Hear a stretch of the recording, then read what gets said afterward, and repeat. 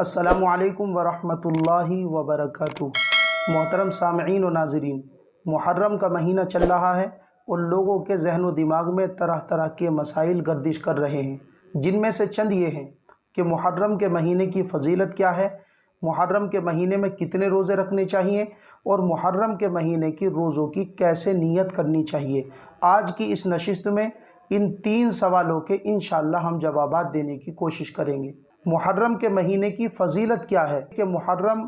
ان 4 بابرکت مہینوں میں سے ایک مہینہ ہے جن کو اللہ تبارک و تعالیٰ نے اس کائنات، اس دنیا کو بناتے وقت ہی سے بڑی عظمت، بڑا احترام، حرمت اور اہمیت عطا فرمائی ہے۔ جیسا کہ اللہ تبارک و تعالیٰ خود قرآن مقدس میں سورہ توبہ آیت نمبر 36 میں ارشاد فرماتا ہے، ان عدت الشہور عند اللہ 12 شہرا فی کتاب اللہ یوم خلق السماوات والارض منہا 4 حرم۔ اللہ تبارک و تعالیٰ نے چونکہ اس مہینے کو عظمت والا مہینہ قرار دیا ہے، لیکن بعض لوگ یہ سمجھتے ہیں کہ اس مہینے کی عظمت اور حرمت امام حسین رضی اللہ تعالیٰ عنہ کی شہادت کی وجہ سے ہے۔ یہ بات غلط ہے، اس لیے کہ اللہ کے نبی صلی اللہ علیہ وسلم نے اپنی حیات طیبہ ہی میں محرم الحرام کی عظمت اور اس کی حرمت کو اجاگر فرما دیا تھا، جبکہ امام حسین رضی اللہ تعالیٰ عنہ کی شہادت کا واقعہ اللہ کے نبی صلی اللہ علیہ وسلم کی وفات سے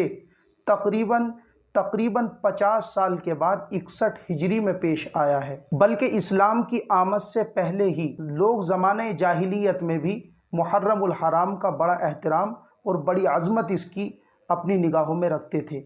اگر کسی قبیلے سے ان کی لڑائی بھی چل رہی ہوتی اور ان کی تلواریں خون میں نہا رہی ہوتی، لیکن یہ احترام والے مہینے شروع ہو جاتے تو ان کی تلواریں نیاموں میں چلی جاتی اور جنگ بندی کا اعلان ہو جاتا اور پورے علاقے کے اندر امن قائم ہو جایا کرتا تھا۔ تو اس زمانے ہی سے ان مہینوں کا احترام کیا جاتا ہے، اس لیے ہمیں بھی ان مہینوں کو عبادت میں انہماک کے ساتھ گزارنا چاہیے۔ حضرات علماء اکرام نے لکھا کہ جو شخص ان مہینوں میں جن عبادتوں پر پابندی اور اہتمام کرتا ہے تو اس مہینے کے اندر اللہ نے یہ تاثیر رکھی ہے کہ پورے سال اللہ تبارک و تعالی تمام مہینوں میں ان عبادت پر استقامت عطا فرماتا ہے۔ اسی طرح اس مہینے میں انسان جن گناہوں سے بچنے کی کوشش کرتا ہے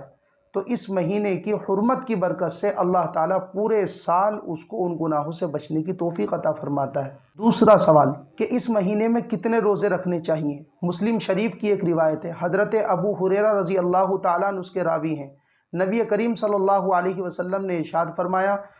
کہ رمضان المبارک کے روزوں کے بعد اللہ تبارک و تعالیٰ کے نزدیک سب سے افضل روزے محرم الحرام کے روزے ہیں۔ تو اس سے معلوم ہوتا ہے کہ اگر کوئی شخص چاہے تو پورے محرم کے مہینے میں روزے رکھ سکتا ہے، لیکن ہر انسان کے ساتھ کام کاج کے مسائل ہیں، صحت اور مرض کے مسائل لگے ہوئے ہیں اور اسی طرح اور مجبوریاں بھی ہوتی ہیں، تو کم از کم اتنا کر لینا چاہیے کہ 10 محرم الحرام کو، جس کو یوم عاشورہ کہا جاتا ہے، جو 2023 میں آنے والے سنیچر کا دن بیٹھے گا، اس دن کم از کم روزہ رکھنا چاہیے۔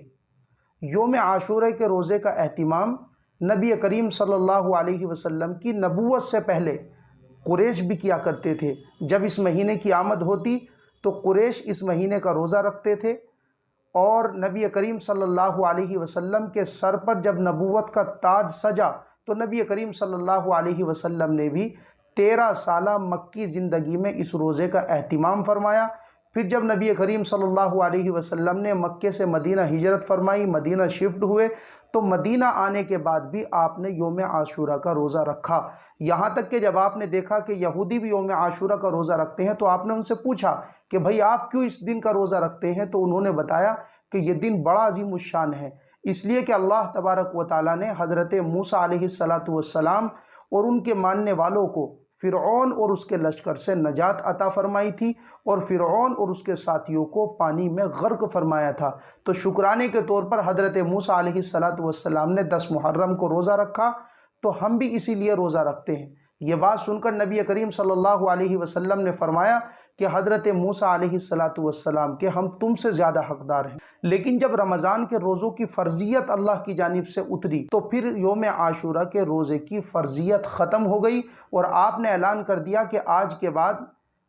جو मुहर्रम उल हराम का ये रोज़ा रखना चाहे वो रख सकता है, उसके बाद इसकी फ़र्जियत ख़त्म कर दी गई। इब्न अब्बास रज़ी अल्लाह ताला अन्हु की एक रिवायत है कि नबी करीम सल्लल्लाहु अलैहि वसल्लम ने योम आशूरा का रोज़ा रखा और सहाबा को रखने के लिए कहा, तो हज़रात सहाबा ने आकर बताया कि या रसूल अल्लाह, यहूदी इस दिन की बड़ी ताज़ीम करते हैं, बड़ी अज़मत की निगाह से इस दिन को देखते हैं। तो नबी करीम सल्लल्लाहु अलैहि वसल्लम ने फरमाया कि अगर आइंदा साल में हयात रहा तो मैं 9 तारीख का रोज़ा भी रखूँगा। लेकिन नविश्ता तकदीर और तकदीर का लिखा था कि आपको उसी साल रबीउल अव्वल के महीने में अल्लाह से मुलाकात का शर्फ हासिल हो गया और आइंदा साल मुहर्रमुल हराम का महीना आपकी ज़िंदगी में नहीं आ सका। लेकिन चूँकि नबी करीम सल्लल्लाहु अलैहि वसल्लम ने 9 तारीख का रोज़ा 10 तारीख के साथ बढ़ाने की ख्वाहिश का इजहार फरमाया था, इसी बिना पर हज़रात उलमा इकराम ये कहते हैं कि अगर कोई शख्स 10 मुहर्रम का रोज़ा रखे तो उसको चाहिए कि उसके साथ 9 मुहर्रम का रोज़ा बढ़ा ले या फिर उसके साथ 11 मुहर्रमुल हराम का रोज़ा बढ़ा ले। अगरचे आजकल बाज़ अहले इल्म ये कह रहे हैं कि अगर कोई शख्स सिर्फ 10 मुहर्रम का रोज़ा रख ले और उसके साथ 9 मुहर्रम 11 मुहर्रम का रोज़ा न बढ़ाए तो इसमें कोई कराहत नहीं है, इसलिए कि उस वक्त नबी करीम सल्लल्लाहु अलैहि वसल्लम ने जो ये बात इरशाद फरमाई थी वो यहूदियों की मुशाबहत से बचने के लिए और यहूदियों की मुखालफत में ये बात इरशाद फरमाई थी कि वो एक दिन का रोज़ा रखते थे। लेकिन अब चूँकि यहूदी एक दिन का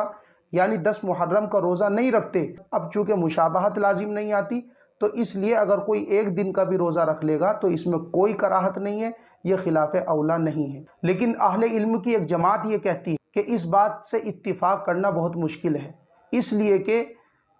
इस बात का कोई ठोस सबूत नहीं है कि आजकल जितने भी यहूदी हैं, खुसूसन वो यहूदी जो अपने मज़हब से गहरी वाबस्तगी रखते हैं, कि वो भी यौम आशूरा का रोज़ा नहीं रखते, इसका कोई ठोस सबूत नहीं है। मुमकिन है वो रोज़ा रखते हों, इसलिए आज भी इल्लत चूँकि बाकी है, इसलिए